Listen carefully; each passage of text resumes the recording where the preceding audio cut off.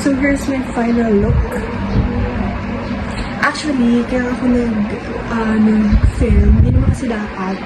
Pero para na din, sige, ma-update kayo. Nagpagupit ako, as you can see, short hair.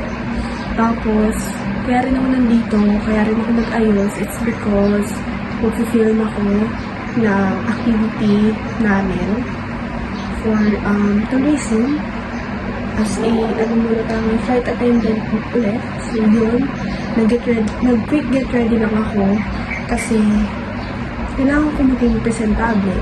Actually, nakalimutan ko rin yung panali ko kasi kailangan ko mag-ipit ng hair. So this will be the look.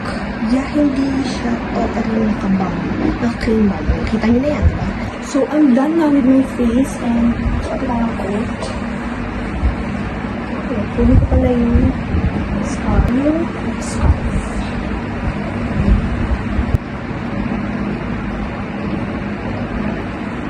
Actually, hindi ko pa naaral yung pinaka-maayos sa pag maging yung scarf kasi wala.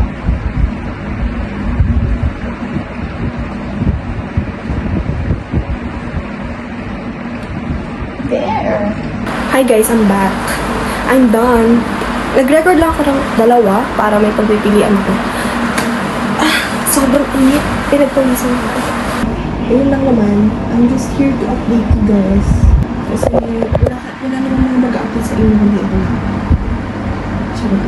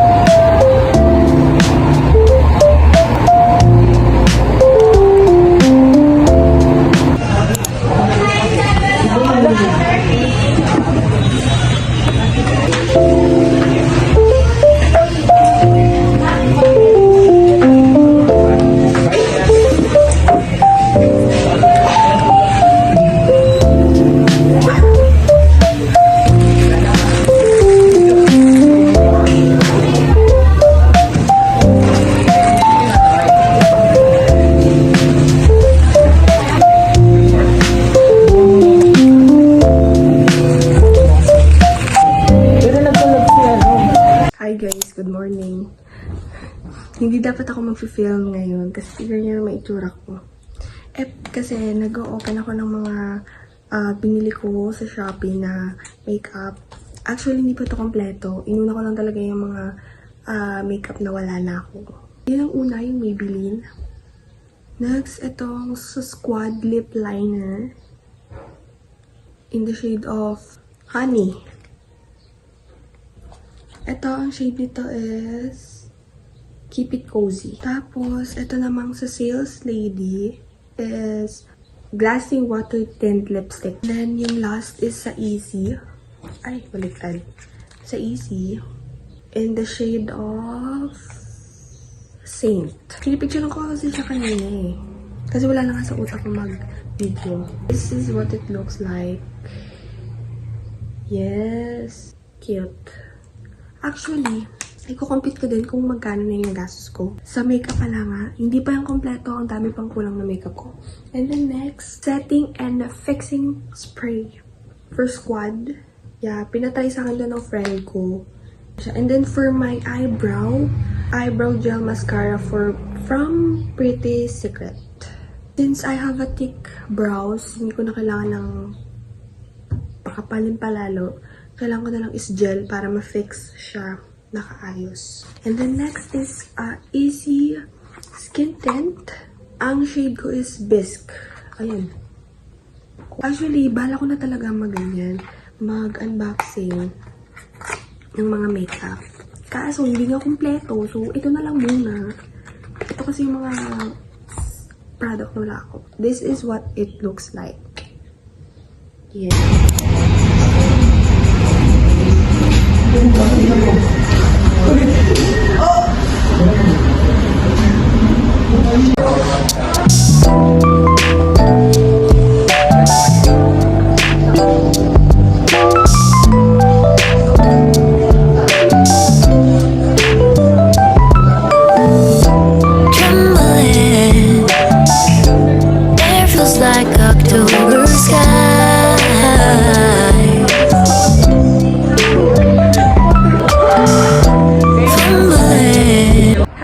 Get ready with me. So today, kuha lang ko ng 1x1 picture. Magpipicture ako ng mag-isa for 1x1. Kasi kailangan ko yun for my OJT next month. Wala akong suot na accessories.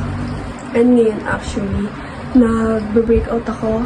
Yan o, kita naman. Kasi malapit na yung red days ko.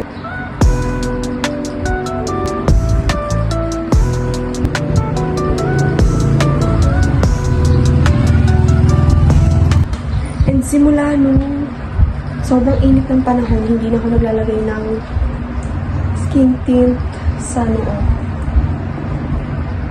Kaya minimake sure ko na yung skin tint na bibilin ko is talagang ka-shade ko. Kasi para hindi halata na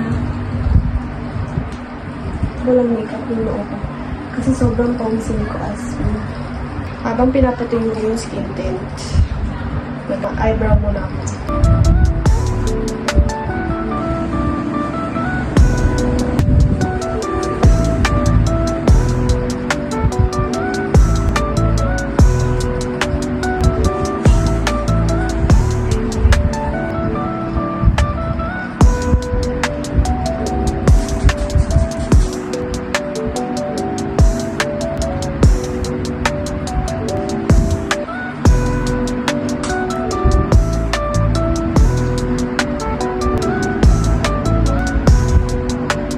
Magsusuot lang ako ng earrings, then I'll be back. So here's the final look.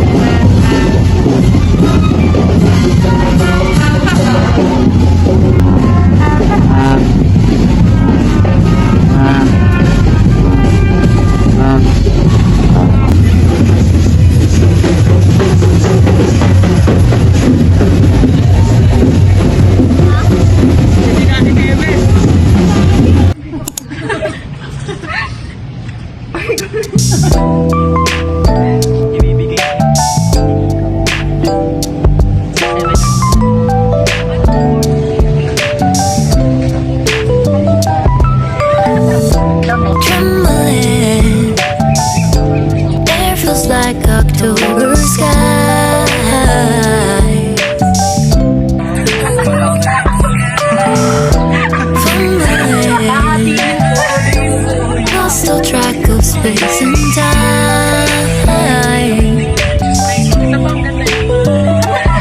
You know how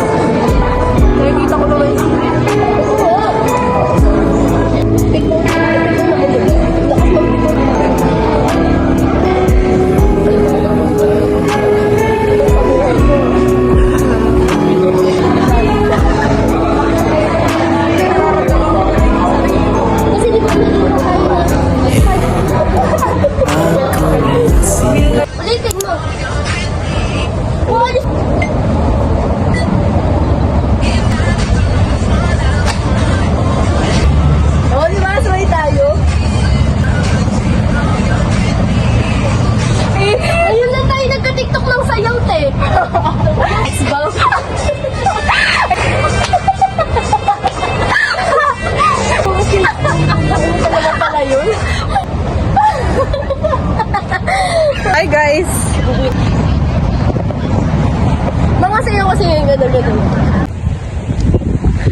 mga face guard ay naglalakad. Mga bubo pa tumulo. Sa nakakita ng nakag...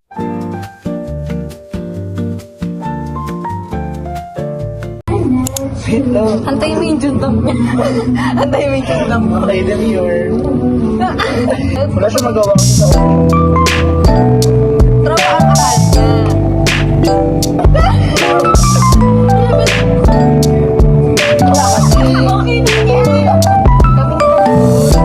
Trembling. There feels like October sky. So, hi guys! Welcome to my vlog. Hindi. Mag-get ready with me ako.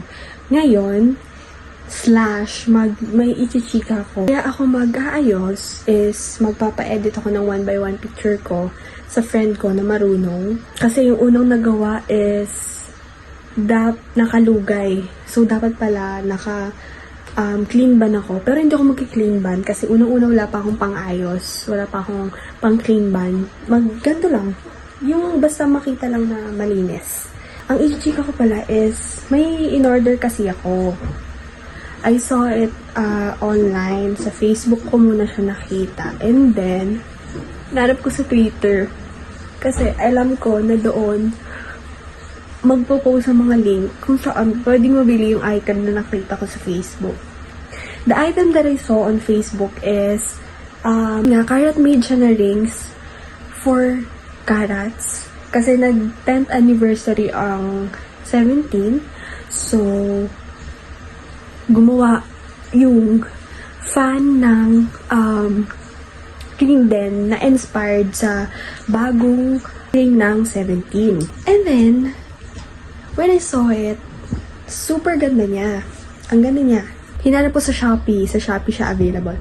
So, nung nakita ko siya sa Shopee, pre-order pa siya. Tapos, naka-sale. The original price niya is 300 plus to 400 something. Hindi ko na matandaan. And, nung nabili ko siya is 130 plus lang siya. So, hindi ko alam if I am impulsive buyer. Pero kasi nung nakita ko yung ring na yun, I was like, why not? So, to cut the long story short, binili ko siya. I ordered it. And, kanina, medyo before lunch, siya dumating. Gagawin ko sana ng unboxing, pero nawala sa utak kasi sobrang excited ako. And, noon, nagtataka pa ako bakit may parcel ako. Wala naman akong in-order. Tapos, unti-unti nagsising-in sa akin na may girl, may in-order ka. So, yan, nung dumating, na-excite ako, kinikilig ako, and eto siya. It is a silver ring na customized ng karat. Yan, ayan siya. That's the details of the ring. May nakasulat na karat, if nakikita nyo. Ayan, silver siya. Very simple lang. Yan. Tapos may kasama siyang dalawang PC ng 17, which is ang nakuha kong member is si Vernon and si DK. Ang pinaka-main ng story ko talaga is I am not a silver girly. When it comes to accessories, hindi ako mahilig sa silver. Nag-green yung balat ko pagka pagka silver accessories yung mga ginagamit ko. So, hindi ako gumagamit ng mga silver na accessories. You can see, alam mo yun, para lang sa 17. It is my 3rd anniversary na rin kasi sa kanila. So, I am a 3 years karat na. So, pinagbigyan ko talaga yung sarili ko ng gumasos for their anniversary. When it comes to 17, talaga napapagastos ako. But it's okay though. Magkano lang din naman eh. Pero mahal talaga siya kasi parang nasa 300 to 400. I will put the link on the description box para if ever na may karat na manonood na itong vlog na to, mabudol natin. It's just that, gusto ko lang i-document tong moment na to.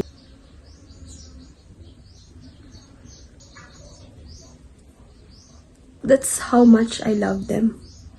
Basically. That's the exact word na I just really love them to the point na nagagawa ko yung mga bagay na hindi ko nagagawa dati. This is the ring. Actually, dapat iba dito yan. Para pareho sa 17. But girl, hindi kasi siya kasha, oh. It's maluwag. So, dito na lang sa middle finger ko para secure siya, hindi siya malalaglag. So, yun. Yun lang naman ang chika for today. Wala naman ng iba.